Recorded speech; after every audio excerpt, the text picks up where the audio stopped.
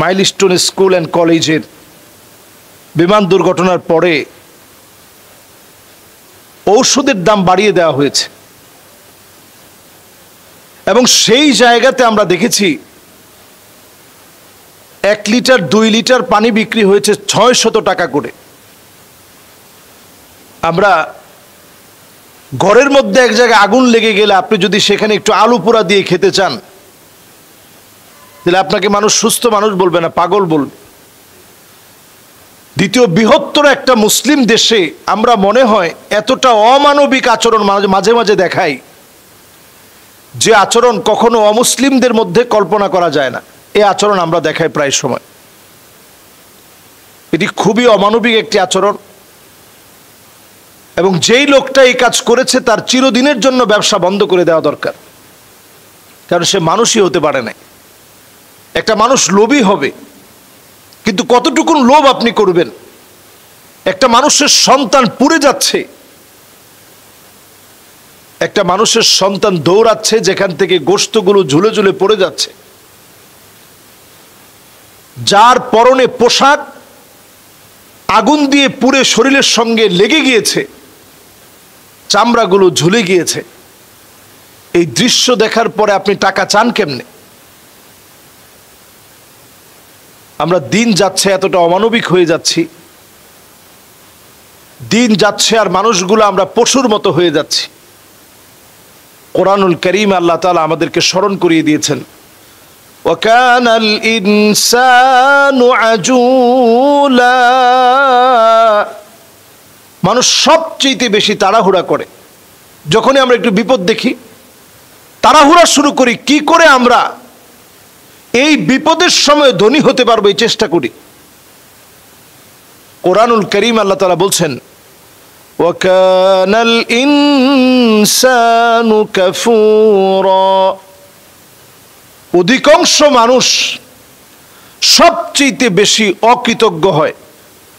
আমরা কতটা অকৃতজ্ঞ আপনি চিন্তা করতে পারতেন যে আমার ছেলেটার এমন হইতে পারত, আমার মেয়েটার এমন হতে পারত, আমার পরিবারের সঙ্গে এমন কাজটা হতে পারত, আমি কিভাবে অমানবিক হই? আল্লাহ তাআলা বলছেন, ওয়াকানাল ইনসানু কাতুরা। মানুষ সবচেয়ে বেশি কৃপণ হয়, সবচেয়ে বেশি কৃপণ মানুষ হয়। আমরা তো এই বিষয়টা কল্পনা করতে পারতাম যে আল্লাহ তাআলা আমাকে তো ব্যবসা করার সুযোগ দিয়েছেন, আমি তো অনেকবার ব্যবসা করতে পারবো, আজকে অন্তত মানবতার স্বার্থে আমি খুলে দেই, ব্যবসাটা কম করি, প্রয়োজনে টাকা ছাড়া আমি মানুষকে সহযোগিতার চেষ্টা করি। কোরআনুল কারীম আল্লাহ তাআলা বলছেন, ওয়াকানাল ইনসানু আকসারা শাইইন জাদালা। মানুষ সবচেয়ে বেশি বিতর্ক করে। আমরা দেখবেন বাংলাদেশে বিতার্কিকের কোনো অভাব নেই। এরকম একটা দুর্ঘটনার ঘটনা আমরা শুনলাম, আগামী 1 সপ্তাহের ভিতরে নতুন আরেকটা বিষয় আসবে, আপনারা লিখে রাখেন। আগামী 1 সপ্তাহের ভিতরে মানুষ এটা ভুলে যাবে, নতুন আরেকটা ট্রেন্ডিং ইস্যু চলে আসবে, মানুষ সেটা নিয়ে কথা বলবে, সবাই সেটা নিয়ে চিন্তা ভাবনা করবে, কারো এটা মনে রাখার সময় সুযোগ থাকবে না। খুবই স্বাভাবিক বিষয়, যার চলে গেছে সে না বুঝে যে সে কি হারিয়ে ফেলেছে। আমরা অমানবিকতার প্রতিযোগিতায় নেমেছি। এই সময় কিছু মানবিক মানুষ নেই তা না। শিক্ষিকা যিনি জীবন দিলেন, তিনি নিজের জীবনটা আল্লাহর রাহে ছাত্রদের জন্য বিলিয়ে দিলেন। তিনি জানতেন তার বড় ধরনের বিপদ হতে পারে, সেটা জেনেও একটা জায়গায় তিনি দেখতেছিলেন যে আগুন পড়তেছে, বিমান বাস্ট হওয়ার পরে আগুন পড়ছে, তিনি দৌড়ে ছুটে গিয়ে সেখান থেকে বাচ্চাগুলোকে নিয়ে আসলেন। তার মানে বোঝা যায় মানুষের জন্য যে জীবনটাকে বিসর্জন করে দেয়, জাতির কাছে তিনি স্মরণীয় হয়ে থাকবেন। এই জন্য এই সময়টাতে যারা অমানবিকতার পরিচয় দিয়েছে, মনুষ্যত্বহীনতার পরিচয় দিয়েছে, তারা জাতির কাছে কখনো শ্রেষ্ঠ হতে পারেনি। আমরা আল্লাহর কাছে পানাহ চাই এ জাতীয় বিপদ আপদ থেকে আল্লাহ যেন আমাদেরকে হেফাজতে রাখে। যারা দায়িত্বে আছে তারা যেন দায়িত্বের ব্যাপারে সচেতন থাকে। বাংলাদেশ অনেক ডিজিটাল হয়েছে, আমরা মুখে মুখে বলি, কিন্তু আমরা সবসময় দেখি যেন ম্যাজিক্যাল হয়েছে। একটা পুরানো যান্ত্রিক ত্রুটিপূর্ণ একটা ট্রেনিং বিমান কেন চলবে? যান্ত্রিকভাবে যেটা ত্রুটিপূর্ণ সেটা ট্রেনিংয়ের জন্য ব্যবহার করতে হবে।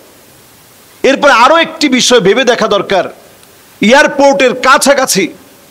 এয়ারপোর্টের কাছাকাছি জায়গার ভিতরে এমন কোনো বিল্ডিং থাকাটা এটা আমাদের জন্য খুবই ভয়ঙ্কর বিষয়। যে কোনো সময় দুর্ঘটনা ঘটতে পারে। এই ইদানিং অল্প সময়ের ভিতরে আপনি সারা ওয়ার্ল্ডে সার্চ করে দেখেন 2025-এ অনেকগুলো বিমান বিধ্বস্ত হয়েছে। তার মানে এই সময়টা নানা বিপদ আপদ মুসিবত, টর্নেডো, সাইক্লোন, ঘূর্ণিঝড়, ভূমিকম্প এগুলো বাড়বে দিন দিন। পৃথিবীর ভিতরে এল নিনো নামক একটা ভয়ঙ্কর আযাবের সময় আসবে। খরা লাগার জন্য যা যা প্রয়োজন এই পৃথিবীর ভিতরে সেই সংকটাপন্ন পরিস্থিতি তৈরি হবে। অল্প কিছুদিনের ভিতরেই আমেরিকাতে বড় বড় কিছু দুর্যোগ আপনারা শুনবেন। ইউরোপেও বেশ কয়েকটি দুর্যোগ আসবে। এই দুর্যোগ, এই বিপদ আপদের সময়ে আমাদের অনেক দিক থেকে সচেতন সজাগ হওয়া দরকার। যদি না হই এরকম বিপদ আপদ একটার পর একটা আসবে। বাংলাদেশের এই সময়ে আমরা দেখেছি বিভিন্ন জায়গায় আগুন ধরছে, শিক্ষা প্রতিষ্ঠানে আগুন লাগছে, বিভিন্ন জায়গায় বিভিন্ন সংঘাত মারামারি চলছে। এগুলো বেশিরভাগই পরিকল্পিত দেশের অবস্থাকে নষ্ট করার জন্যে। এই সময় আমাদের প্রত্যেকের উচিত এই বিষয়টা নিয়ে পরিষ্কারভাবে কথা বলা এবং সজাগ সচেতন হওয়া। সংস্কারের এই সময়ে অন্তত আমাদের দেশের অনেকগুলো সংস্কার প্রয়োজন। আমাদের দেশের যে অচল বিমানগুলো আছে অনতিবিলম্বে এই ঘটনা থেকে সতর্ক হয়ে মার্কিন যুক্তরাষ্ট্রের মানবাধিকার সংস্থা এটা যেখানেই তারা গিয়েছে প্রত্যেকটা দেশের ভিতরে তারা অস্থির পরিস্থিতি সৃষ্টি করে ওই দেশটাকে তারা জঙ্গি সাজিয়েছে এবং ফলশ্রুতিতে আমার ইরাক তারা ধ্বংস করে দিয়েছে। আমার আফগানিস্তানে তারা দিনের পর দিন জুলম এবং অত্যাচার চালিয়েছে। শেষে তারা সেখানে ভালো করতে পারে নাই, তারা তাদের হাতে পরাভূত হয়েছে।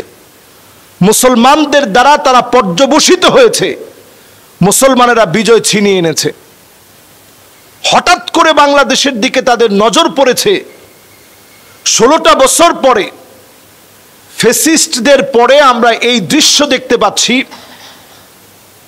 তারা বাংলাদেশে যে নতুন করে একটা ঘাঁটি গাড়ার জন্য চেষ্টা করছে, এই চেষ্টা তাদের কিন্তু দীর্ঘদিন, 16 বছরও তাদের এই চেষ্টা ছিল। এখনো তারা চেষ্টা অব্যাহত রেখেছে।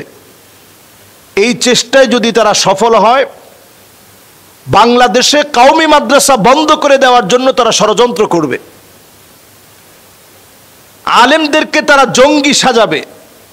অলরেডি আমরা দেখেছি 16 বছরে যেভাবে আলেমদেরকে নানা ট্যাগ লাগিয়ে দেওয়া হতো, এই অল্প দিনের ব্যবধানে এই ট্যাগ কিন্তু আবার নতুন করে লাগিয়ে দেওয়া হয়েছে। ট্যাগ লাগিয়ে আলেমদেরকে বলা হচ্ছে যে এই জঙ্গি নতুন করে কয়েকজন, এবং জঙ্গি সন্দেহে কয়েকজন আলেমের নামে মামলা হয়েছে।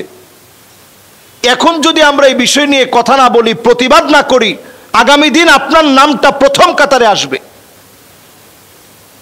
একটা শাসন কেমন যাচ্ছে, এটা ভালো যাচ্ছে না খারাপ যাচ্ছে, এটা বোঝার জন্য দেখতে হবে আলেমদের উপরে জুলুম হচ্ছে কিনা। যদি জুলুম হয় তাহলে আপনি বুঝে নেবেন ওই শাসনটা ভালো যাচ্ছে না। বর্তমান শাসক গোষ্ঠীর কাছে আমরা পরিষ্কার মেসেজ দিতে চাই, এই সময়ে সজাগ হওয়া চাই, সচেতন হওয়া চাই। ইসলামের পক্ষে ঈমান রক্ষার দাবিতে মার্কিন যুক্তরাষ্ট্রের কোন রকম এজেন্ডা বাস্তবায়নে আমরা বাংলাদেশে মুসলমানরা এটা কোনোভাবেই মেনে নেব না। তাদের কোনো এজেন্ডা বাস্তবায়নে আমরা সহায়ক হতে পারি না। এবং আমরা পরিষ্কারভাবে বলতে চাই, এই আগামী কিছুদিনের ভিতরে আপনারা দেখবেন বাংলাদেশের দিকে তাদের আগ্রাসনের হাত বাড়াবে এবং অল্প অল্প করে গুটি কয়েক আলেমের নাম দিয়ে দিয়ে তারা জঙ্গি নাটক সাজাবে। বাংলাদেশে যেভাবে মাইলস্টোনে একটা দুর্ঘটনা হয়েছে, তার কিছুদিন পূর্বেই মিটফোর্ডে একজন মানুষকে পাথর দিয়ে আঘাত করতে করতে মারা হলো। নতুন আরো কয়েকটা বিপদ সংকেত কিছুদিনের ভিতরে আপনারা দেখবেন। এগুলো দেখিয়ে দেখিয়ে দেশের সিচুয়েশনকে তারা অন্যদিকে ডাইভার্ট করার চেষ্টা করবে, আমরা যাতে আমেরিকার চক্রান্ত কোনোভাবে বুঝতে না পারি। এই চক্রান্ত করে তারা বাংলাদেশে একটা বিদ গেড়ে ফেলবে, এরপরে তাদেরকে হটানোটা আমাদের জন্য একেবারে দুষ্কর হয়ে পড়বে এবং এটা আমাদের জন্য কঠিন হয়ে পড়বে, ভয়াবহ হয়ে পড়বে। এরকম ভয়াবহ অবস্থা আসার আগেই এখনই আমাদেরকে সজাগ, সচেতন এবং সমস্ত আলেমদেরকে ক্ষেত্রে এক হতে হবে। তাওহীদপন্থী সকলে এক হওয়া লাগবে। তাদের কোনো অপচেষ্টা আমরা বাংলাদেশে বাস্তবায়ন হতে দেব না। এটা রুখে দাঁড়াতে আমরা প্রয়োজনে আরো একটা জুলাই অভ্যুত্থানের মতো করে গণ অভ্যুত্থান হতে হবে, যেটা ইসলামের পক্ষে হবে। নবী আলাইহিস সালাতু ওয়াস সালাম আমাদেরকে সতর্ক করলেন, যে কোনো বিজয় পরবর্তী সময়ে যদি আমরা সতর্ক না হই, বড় বড় কয়েকটা আযাব আসবে। এক নাম্বার আসবে ইমারাতুস সুফাহা, নির্বোধরা নেতৃত্ব দিবে। আমরা তো তাই দেখতে পাচ্ছি, কিছু নির্বোধ লোকদের কারণে মাইলস্টোনে মানুষ পুড়ে মারা যায়, তাদের ফ্রি চিকিৎসার কোনো ব্যবস্থাপনা নেই। কিন্তু অন্যদিকে যৌনপল্লীতে যারা নিজেদের দেহ বিক্রি করে গুনাহের সাথে জড়িত একটা মহল, এদেরকে 2 কোটি টাকা দেওয়া হচ্ছে। প্রিয় ভাইয়েরা আমার, এরপরে একটি গুরুত্বপূর্ণ বিষয় নবী সাল্লাল্লাহু আলাইহি সাল্লাম বলেছেন, একটা আযাব আসবে, কাসরাতুশ শর্ত, নানা রকমের শর্ত আসবে, নানা রকমের শব্দ চয়ন আসবে, আলেমদেরকে জঙ্গি বলা হবে, এটা আমরা দেখতে পাচ্ছি।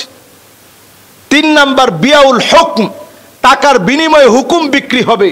বহু আলেম এখনো জেলখানার ভিতরে আছে, তাদের ব্যাপারে যদি আপনি আইন উপদেষ্টার সঙ্গেও তদবির করেন, উনার উত্তর হচ্ছে এটা আমার হাতে নাই, এটা অনেক বড় জায়গা থেকে আসছে। এর চেয়ে বড় জায়গা কোনটা আমরা একটু জানতে চাই।